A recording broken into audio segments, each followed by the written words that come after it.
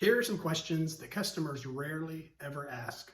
Number one, are you licensed and insured?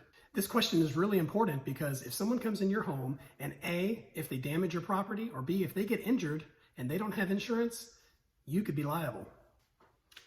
Number two, what cleaning methods and equipment do you use? That's real important in this industry because there are a whole array of different types of equipment people could use. You could have someone pull up like I do with a van and a truck mount. You could have someone pull up with a station wagon and pull out a portable rug doctor and claim that they're carpet cleaners. And number three, of questions I hardly ever get asked, number three is, do you offer any additional services like odor removal or carpet protection? Cleaning your carpet does not always remove existing odors. There are chemicals that can be applied that kill pet odors and other odors that may be lingering in your carpet.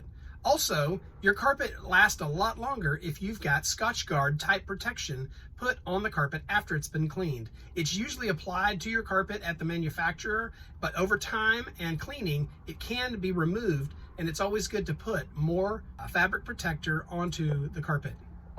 It's very important that you do your homework and you get the right carpet cleaner when you call someone to clean your carpet.